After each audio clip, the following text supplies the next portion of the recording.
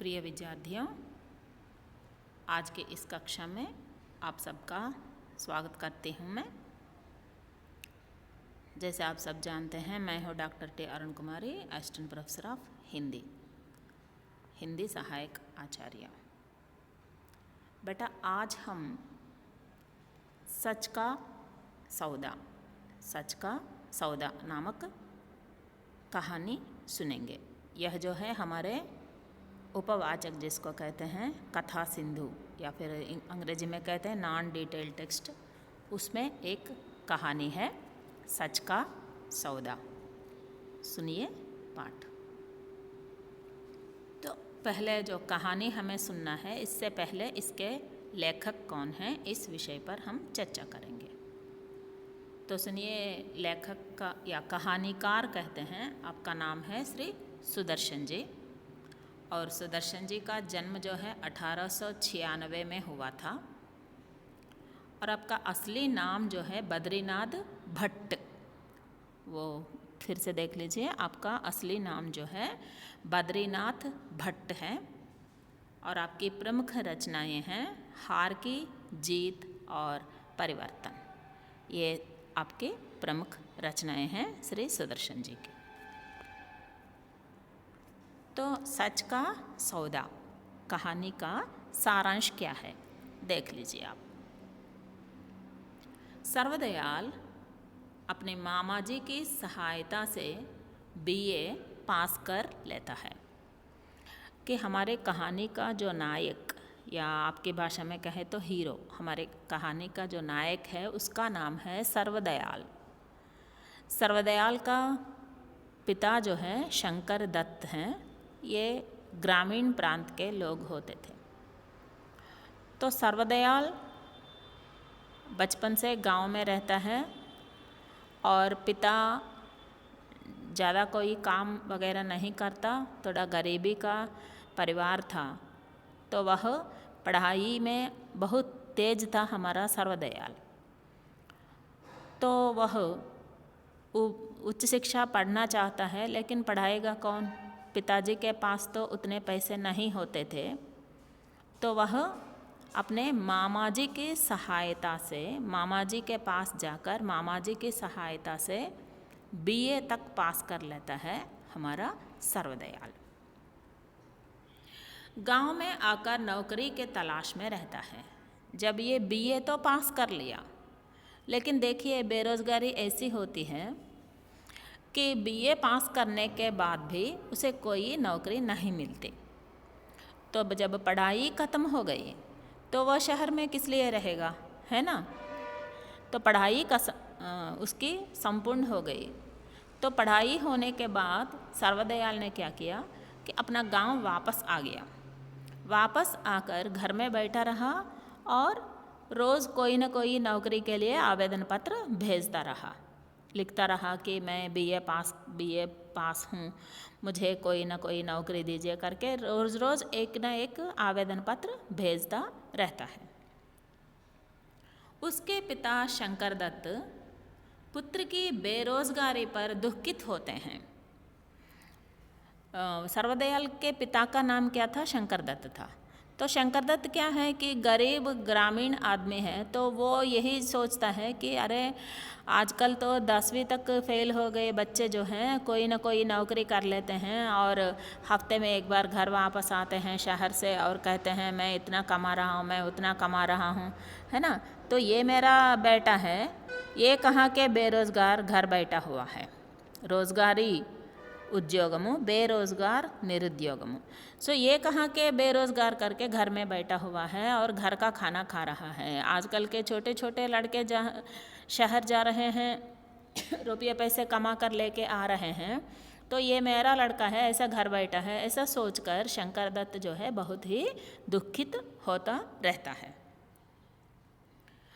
सर्वदयाल को रफ़ीक हिंद पत्रिका के संपादक के रूप में नियुक्ति मिलती है। तो पिता जो है पुत्र को डांटते रहते हैं, लेकिन पुत्र को कुछ न कुछ जवाब नहीं दे पाता, क्योंकि वह जो छोटे मोटे नौकरी कर नहीं सकते, क्योंकि वह तो बीए पास किया है। बेटा, आजकल की जो एजुकेशन सिस्टम जिसको कहते हैं ना, शिक्षण पद्धति या शिक्षा पद्धति, और उस समय के शिक्षा पद्धति हमें थोड़ा ध्यान में रखकर सुनना चाहिए, क्योंकि उस समय की शिक्षा जो है वह बहुत मूल्यवान होती थी। वो 5वीं तक पढ़ ले तो भी कोई ना कोई नौकरी मिल जाती थी, और उस समय क्या है पढ़ने वाले लोग कम होते थे, है ना, तो इसलिए सबको कोई ना कोई नौकरी मिलता रहता था। लेकिन आजकल क्या है कि बाढ़ की तरह आ रहे हैं, है ना, तो बहुत सारे लोग पढ़े लिखे लोग हो रहे हैं, तो सबके लिए सरकारी नौकरी मिलना बहुत ही नामुमकिन हो जा रहा है आजकल। तो इसलिए क्या है, उस समय पे जो 10वीं पास करने वालों को ही इतनी नौकरियां हैं, तो बीए पास करने वाला हमारा सर्वदयाल क्या सोचेगा कि वह एक छोटी मोटी नौकरी थोड़े ही कर सकता है ना। तो वो क्या है कि घर में बैठे बड़े नौकरी का सोच में रहता है, तो वह विभिन्न प्रकार के नौकरियों को, एक न एक नौकरी के लिए रोज़ कोई ना कोई आवेदन पत्र भेजता रहता है, माने एप्लीकेशन भेजता रहता है। तो एक दिन उसका भाग्य फूटता है और उसे रफ़ीक हिंद, वह जो है एक पत्रिका है, उस पत्रिका में संपादक के रूप में उसे नौकरी प्राप्त होती है। बात समझ में आई है ना बेटा आपको, कि हमारा सर्वदयाल जो है बीए पास करके घर में बैठा है उच्च नौकरी पाने के लिए, तो उसे अंत में उसे उच्च नौकरी प्राप्त होती है। वो नौकरी है रफ़ीक हिंद नामक पत्रिका में संपादक के रूप में नौकरी प्राप्त होती है। रावलपिंडी से अंबाला जाकर वे ठाकुर हनुमंतराय सिंह से मिलते हैं और मन लगाकर पत्रिका का काम करने लगते हैं। तो हमारा सर्वदयाल जो है वह पत्रिका का संपादक बन गया है ना। तो जब उसकी नियुक्ति पत्र प्राप्त होता है तो वो बहुत ही आनंदित हो जाता है और घर में सबको बता देता है कि मैं आज से पत्रिका का संपादक बन गया हूँ, है ना। एक छोटे से कागज़ पर वो लिख लेता है कि सर्वदयाल रफ़ीक हिंद पत्रिका का संपादक, माने जैसे हम कहते हैं नेम प्लेट, है ना, जो वो नेम प्लेट के प्रकार वह एक कागज़ के टुकड़े पर लिखकर वो अपने साथ रखता है कि बार बार देखता रहता है। और वह जहाँ रहता है वह गांव का नाम है रावलपिंडी, तो वहाँ से वह अंबाला तक ट्रेन पकड़कर निकल जाता है। और वहाँ जाने के बाद उस पत्रिका के जो स्वामी जिसको कहते हैं, जो पत्रिका रखने वाले, है ना, वो कौन थे कि ठाकुर हनुमंतराय सिंह, स्वामी या यजमानी कुछ कहिए आप। उस पत्रिका के स्वामी जो है वह है ठाकुर हनुमंतराय सिंह। तो हमारा सर्वदयाल जाकर हनुमंतराय सिंह से मिल लेता है और हनुमंतराय सिंह भी यही कहता है कि बहुत अच्छा है, आप जैसे बीए पास करने वाले व्यक्ति बहुत सारे ज्ञान रखते हैं आप सब विषयों पर, तो आप मन लगाकर काम कीजिए और हमारे पत्रिका को आगे बढ़ाइए।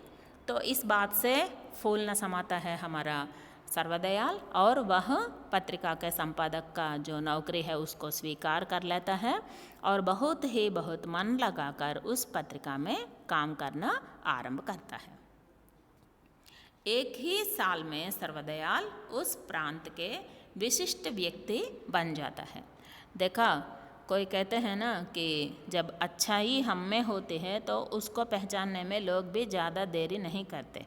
जब हमारे महक जो है वो सबके सामने प्रकटित हो जाती है, हमारा सुगंध सबके मन को मोह लेता है, हमारे अच्छे गुण जो हैं वो सबको पसंद आ जाती हैं, है ना। इसलिए तुलसीदास कहते हैं ना, मीठे वचन, सबसे मीठे वचन ही बोलते रहो, तभी तुम्हारा आदर सब जगह हो सकता है। उस प्रकार हमारा सर्वदयाल जो है एक ही साल में उस पूरे प्रदेश पर अपने धाक जमाना आरंभ कर देता है, विशिष्ट व्यक्ति बन जाता है, क्योंकि यह तो एक पत्रिका का संपादक है ना, सबसे मिलता रहता है, बहुत ज्ञान रखता है ये सब विषयों पर, इसलिए उसकी जो मान है वह सब जगह बढ़ने लगता है।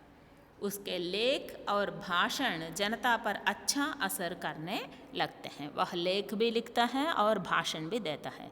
बेटा, आज जिस ज़माने में हम जी रहे हैं, हमारे हाथों में जैसे कि जादू की छड़ी बोलते हैं ना, मंत्रदंडम, उस प्रकार का जो इंटरनेट है उस समय में नहीं है। आज हमारे हाथों में जो जादू की छड़ी है वह सर्वदयाल के ज़माने में नहीं था।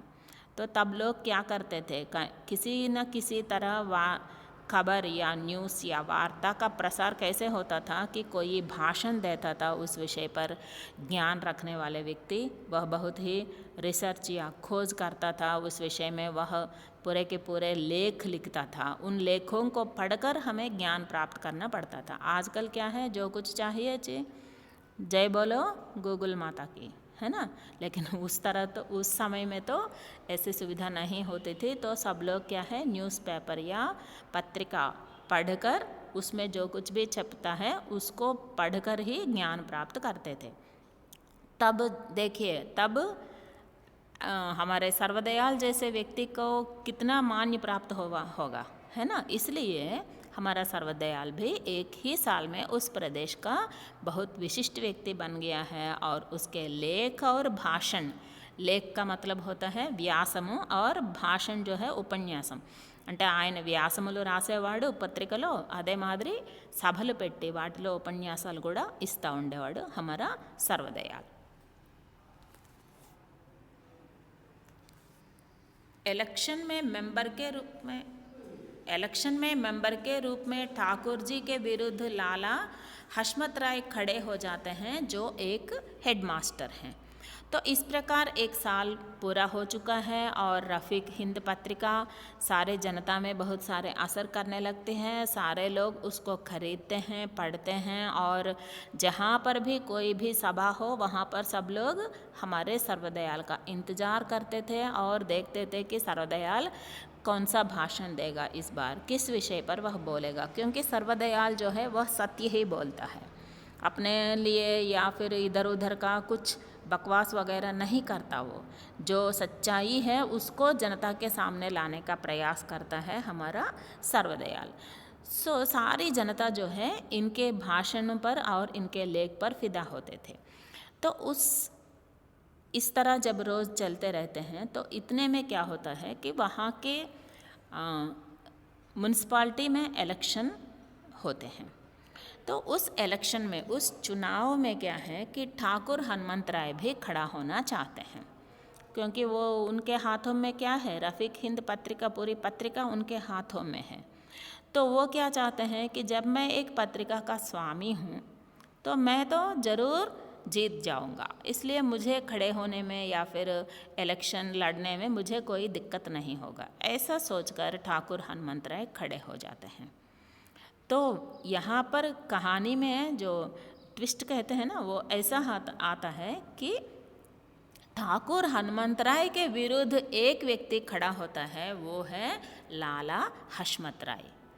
इतना बड़ा धनवान है ना, धनी आदमी है, एक पत्रिका के स्वामी हैं, उसके विरुद्ध में एक व्यक्ति खड़ा होता है, उसका नाम है लाला हशमत राय।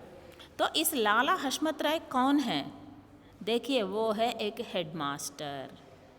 देखो बेटा, मामूली हेडमास्टर, एक स्कूल का हेडमास्टर जो है, इस समय में जो हेडमास्टर का जो मान्यता है हमारे समाज में, उस समय में उतना होता नहीं था। उस समय में पैसे भी कम मिलते थे, हेडमास्टर का कोई उतना माने प्रभाव भी नहीं होता था समाज पर। फिर भी हमारे हशमत राय जो हैं साधारण टीचर से थोड़ा आगे निकलते हैं और अपने विद्यार्थियों के साथ साथ समाज के हित के लिए वह अपना नारा लगाते रहते हैं, है ना। माने धनवान व्यक्ति नहीं है वो, लेकिन ज्ञानधारी है। उसके पास धन कम था, कम क्या, पूरा नहीं था, गरीब ही था वो। फिर भी वह जैसे ठाकुर जी जितने पैसे दे सकते हैं चुनाव में लड़ने के लिए, उसमें से एक पैसा भी ये नहीं दे पाता था। हमारा हेडमास्टर जी जो लाला हशमत राय हैं, वो पैसे खर्च नहीं कर सकते थे, लेकिन अपनी सच्चाई और अपनी ईमानदारी के साथ वे यह इलेक्शन लड़ना चाहते हैं, है ना। बात अब तक समझ में आई ना कहानी। तो इसके बाद क्या हुआ देखिए, सर्वदयाल ठाकुर को नहीं बल्कि लाला को मदद देता है। देखिए, कहानी अब बहुत अच्छे रंग पकड़ लेते हैं कि अब सर्वदयाल क्या करता है। सर्वदयाल को आखिर करना क्या चाहिए कि वह साधारण जनता के दृष्टि में क्या है कि सर्वदयाल जो अपने स्वामी है ठाकुर को ही, ठाकुर के बात ही गाएगा, ठाकुर के पास ही जाएगा और वह जो कहेगा वही करेगा, ऐसा सब लोग सोचते हैं। लेकिन सर्वदयाल क्या करता है कि ठाकुर के विरुद्ध जो खड़ा हुआ है लाला हशमत राय, उसके साथ देना चाहता है, ठाकुर को नहीं, है ना। तो इस पर ठाकुर क्रोधित हो जाते हैं और सर्वदयाल अपनी नौकरी छोड़कर गांव वापस चला जाता है। माने उस दिन क्या है कि एक सभा लगती है, तो उस सभा में बोलने का मौका सर्वदयाल को दिया जाता है। तो अब सर्वदयाल पोल खोलकर सबके सामने रखने का समय आ चुका है उसके सामने।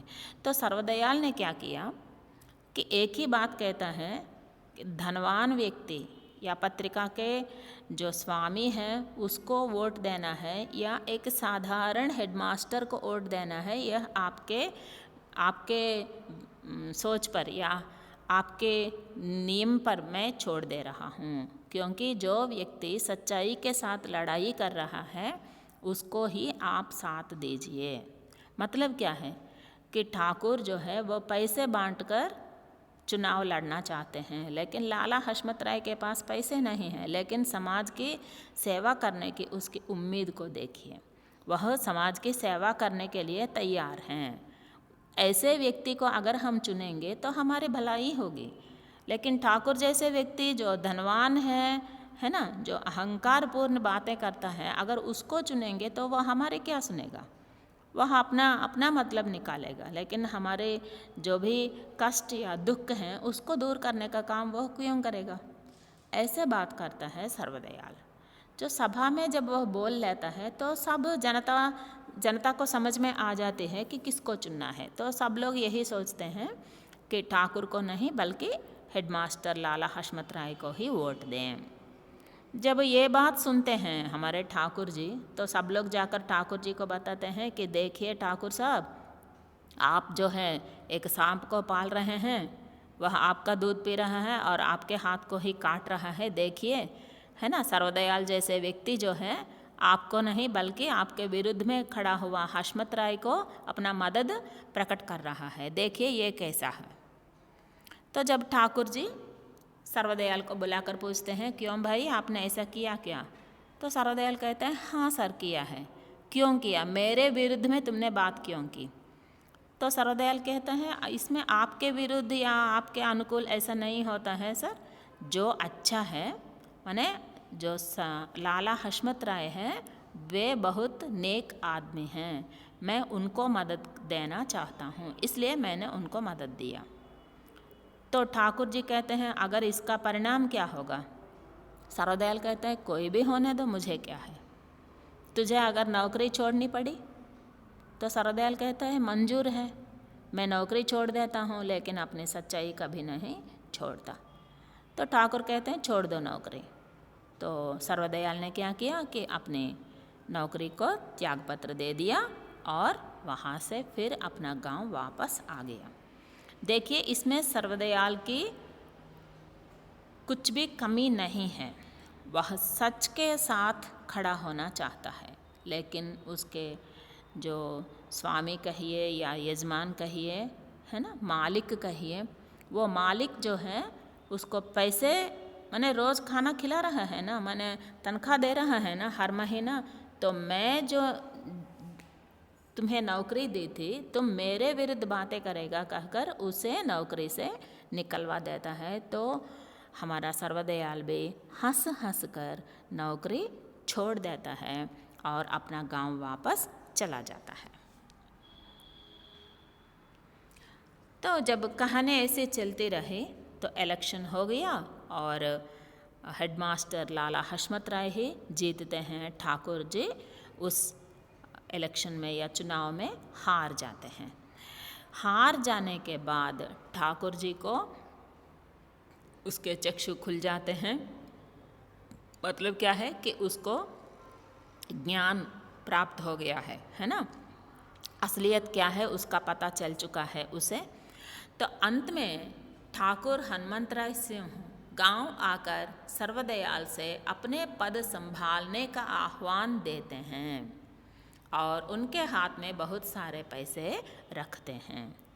तो अंत में क्या हुआ कि ठाकुर जी को जब असलियत का पता चला कि सच्चाई कभी भी झुकती नहीं और सच्चाई कभी भी रुकती भी नहीं, जब ये बात उनके मन में आया तो ठाकुर जी को अपने जो गलती है, अपना जो भूल है वह याद आ गया और वह अपने भूल सुधारने के लिए ठाकुर जी ने क्या किया कि गांव वापस गए।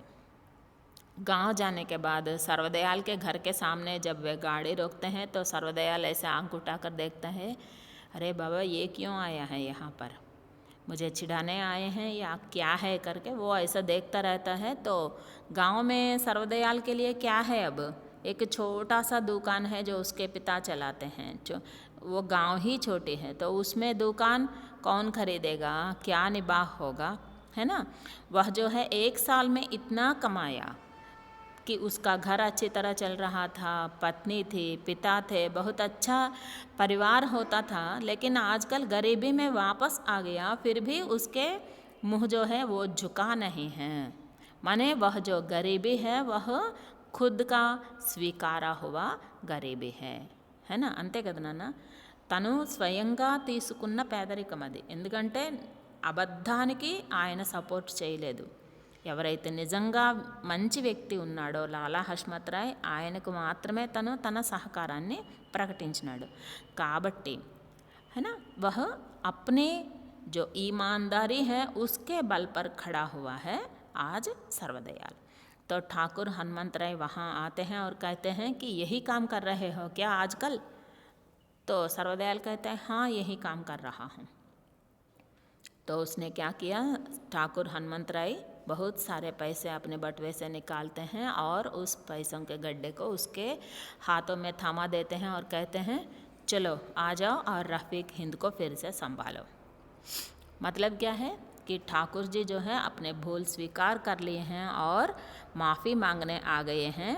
माने देखिए आदमी में परिवर्तन जो है वो कितनी आवश्यकता होती है परिवर्तन की. जो भूल अगर हमें अपने भूल याद आ गई और हमें अपने भूल को जान चुके हैं तो हमें तुरंत क्या करना चाहिए कि उस भूल को स्वीकार करना चाहिए और उसका प्रायश्चित भी करना सीखना चाहिए.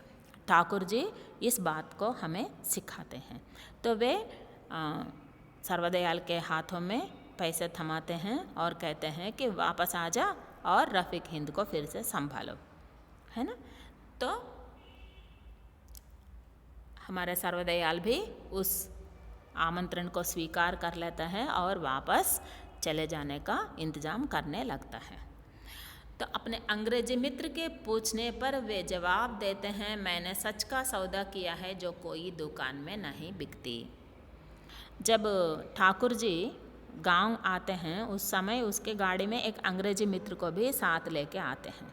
तो वो अंग्रेजी मित्र ऐसे देखते हैं कि परेशानी की दृष्टि से ये क्या है, इतना छोटा गांव आया है, यहाँ पर ये कोई भिखारी जैसे दिख रहा है, ये सर्वदयाल कौन है, उसके हाथों में इतने पैसे क्यों रखे हैं, और रख कर पूछ रहे हैं आ जाओ फिर से आ जाओ, ये क्या है ये सब. तो सर्वदयाल पूछते हैं, सर्वदयाल के इस तरह बुलाना अंग्रेजी मित्र को वो बहुत अचंभित हो जाते हैं, आश्चर्य लगता है उसको और पूछते हैं ठाकुर जी से ये क्या किया तुमने, ठाकुर जी ये क्या है, आप क्या करते हैं यहाँ पर, किसको बुलाने आए हैं. तब ठाकुर जी ने उत्तर दिया देखिए मैंने सच का सौदा किया जो कोई दुकान में नहीं बिकती. यहाँ पर क्या खरीदने, इतनी छोटी दुकान पर आप क्या खरीदने आए हैं, क्योंकि पूरी शहर छोड़कर इस छोटे गांव में छोटी दुकान पर क्या खरीदने आए हैं, है ना. అంత పెద్ద పట్టణం వదిలిపెట్టి అంత ఊరు వదిలిపెట్టి ఈ చిన్న పట్టణం ఈ చిన్న గ్రామంలో ఏమి కొందామని వచ్చినావు అని అడుగుతాడు మన ఇంగ్లీష్ ఫ్రెండ్. तो ठाकुर जी क्या उत्तर देते हैं, मैं सच का सौदा करने आया हूँ. निजायती सत्य, जो सत्य है उसका सौदा करना అంటే బేరం చేయడం అంటే కొనడం. सो मैं सच का सौदा करने आया हूँ जो कोई दुकान में नहीं बिकते. जैसे कि आलू खरीदते हैं, जैसे कि हरी धनिया खरीदते हैं, उस तरह क्या सत्य धर्म न्याय वगैरह मिलते हैं क्या? नहीं मिलते हैं ना। तो मैं सच का सौदा करने आया हूँ जो कोई दुकान में नहीं मिलते అని वो उत्तर देते हैं. ఆ విధంగా ఆయన సమాధానం చెప్పాడు అని చెప్పి. तो बेटा कहानी आपको समझ में आ गई होगी, है ना. सर्वदयाल जो है सत्य का साथ देना चाहता है और अंत में इस कहानी में यही सिद्ध होता है कि अंतिम विजय जो है वह सत्य का ही होता है. अगर सत्य के विरुद्ध में कितना भी बड़ा व्यक्ति क्यों न खड़े हो जाए, उसे एक न एक दिन सर झुकाना ही पड़ता है. इसका उदाहरण है